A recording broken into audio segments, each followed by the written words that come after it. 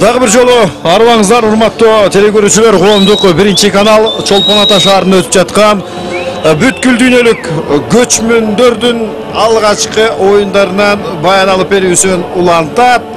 Асыресе көк бөрү боюнча бүгүнкү күндүн жыйынтыктоочу 4-чү беттешин көрүүгө чакырып өтөт. Б тобунда Орусия менен Тажикстан улуттук курамалары жолугуп турган чак. Эсе келиңиздер. Кара көк түстөгү бул Орусиядан келген көк бөрүчүлөр, асыресе Алтайдан келген туугандар. Бул жакта кандайча 10 жылдан бери көк бөрү боюнча чемпионат өлкөбүздүн көк бөрүчүлөрү тарабынан, көмөгү тарабынан өткөрүлүп келгендигин айтып өткөнбүз. Эмесе келиңиздер, эң бир Б тобундагы кызыктуу делген беттешти барыңыздарды көрүүгө чакырып өтөбүз. Тузачинов Семен Сергеевич деген месанда, урматтуу телекөрүүчүлөр, оюн башталды. Б тобундагы биринчи турдук оюндардын алкагындагы беттештердин бири эмесе Алтай Орусия курама жаатынын өкүлдөрү, кара көк түстө, алардын күжүрмөн курамы. Биринчи Ринат Саксаев, экинчи Геннадий Олчонов, үчүнчү Айдар Куюков, төртүнчү Сүнер Самаев, бешинчи Мерген Адышев, алтынчы Денис Унуков, жетинчи Чыңгыз Судуев, сегизинчи Роман Ойношев, тогузунчу Амат Могулчин, 10-чу Анатолий Попошев, 11-чи Амаду Арбаков, 12-чи Эркемен Тузачинов. Булардын аты жөнү канчалык бизге өзүбүздүкүнө уйкаш жакын экенин дагы байкадыңыздар болуш керек. Назилинде түбү бири эл экенибизди дагы биз тана албайбыз. Жана аларга каршы турган Тажикстан улуттук курамасы оюн өткөрүп жаткан чагы алардын байкадыңыздарбы үстүндөгү кийимдеринин өңү түсү жок, түссүз.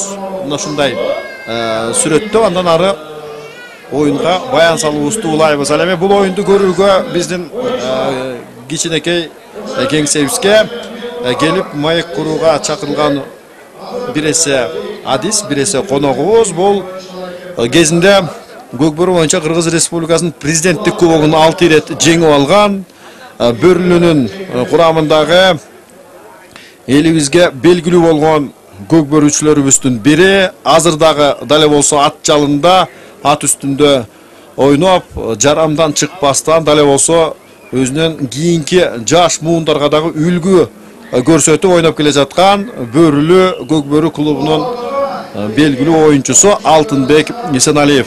Алтынбек мырза, студиябызга кош келиңиз. Рахмат. Саламатсыздарбы, биринчиден кыргыз элим. Барыңыздарды көчмөндөрдүн биринчи оюну менен куттуктайм. Оюн аябай күчтүү жүрүп атат.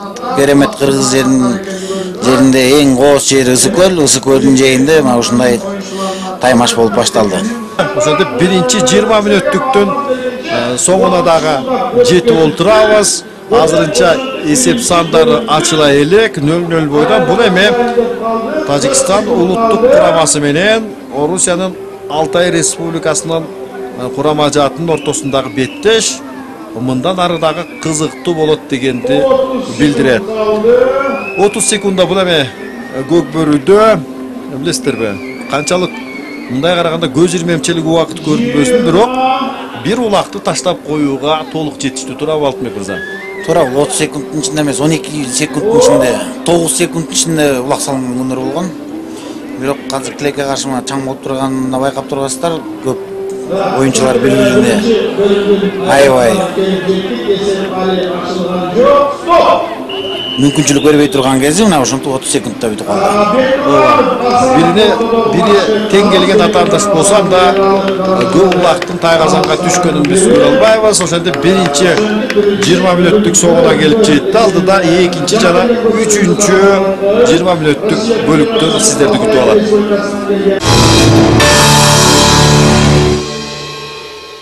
Кезек экинчи 20 мүнөттүккө келип жетти. Ойноп жаткан курама жааттар бул Орусиянын Алтай Республикасынын улуттук курамасы менен Тажикстан улуттук курама жааты.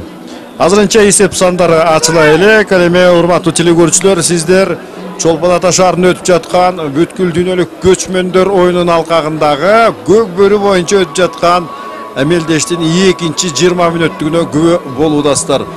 Көпчүлүк ушул көк бөрүчүлөрүбүз непадам кандай болгондо дагы жыгылып бара жатып, агыл жеңил жыгылуунун дагы ыкмасын өздөштүрүшкөн да туурабы?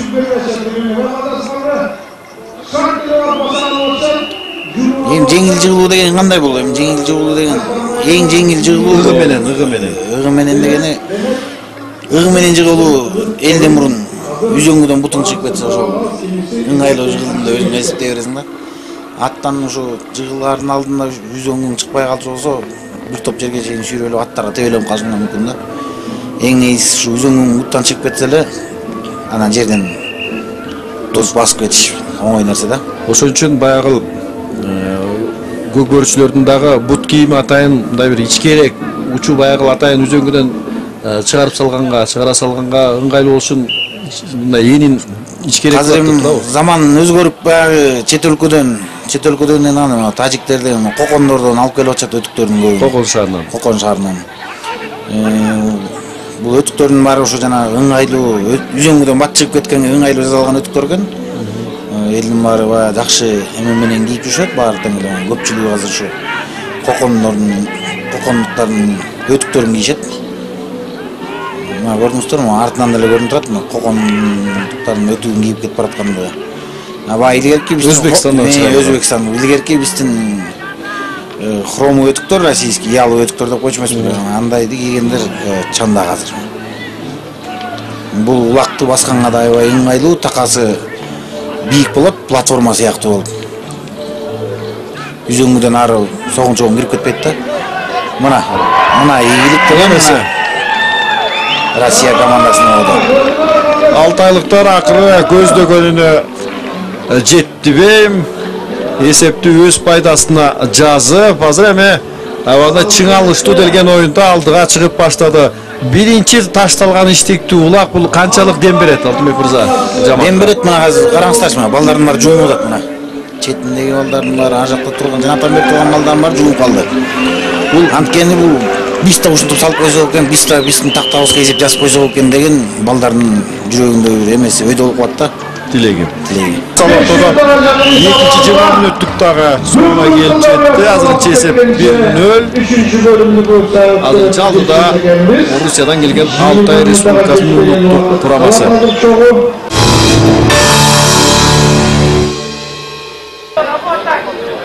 Кезек акыры жыйынтыктоочу оюндагы соңку 3-20 мүнөттүккө келип жетти. Чабуулда Тажикстан улуттук курамасы жана алардын таштаган улагы эмне болуп кетер экен?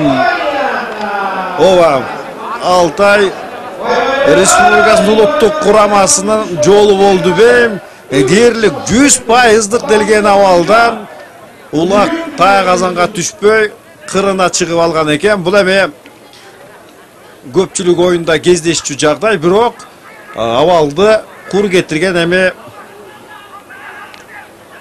кандайча жеңилип кала тургандыгын дагы биз көбүбүз жакшы билебиз. Ошентсе дагы азыр Тажикстандын курамасынын чамынуусу болуп көрбөгөндөй чекке жетип олтурат. Демейди айтып коюшат, ийгиликке көкбөрдө көбүнесе ошол пайыздык көрсөткүч боюнча аргымакка багынык экендигин, бул 70% деп айтып келишет. Канчалык аргымак күчтүү болсо бул 70%-ын чечет деп айтып коюшат. Буга сиздин макулдугуңуз? Эми мерден көрүп атасыздар, жанатам мер. Ат менен бала келишмейинче, атың күчтүү болуп турса дагы, балаң алсыз болуп турса, аттын деле тагдыры чечилбейт да, берден баланын да чеберчилигин караш керек. Бул чеберчиликтин баары ушул жана минген аты менен тил табыш керек да.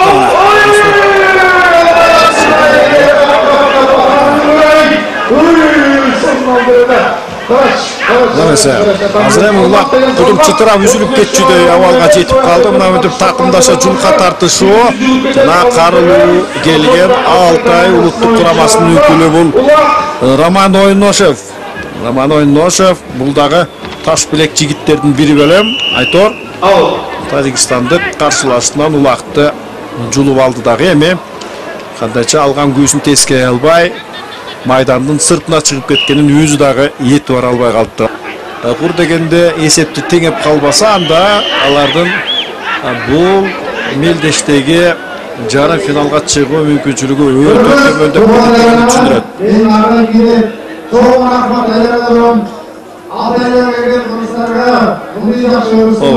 Азыр эми убакыт дээрлик соңуна чыгып калды. Алтайдан келген туугандарыбыздын күйөрмандарга болгон кайрылуусу.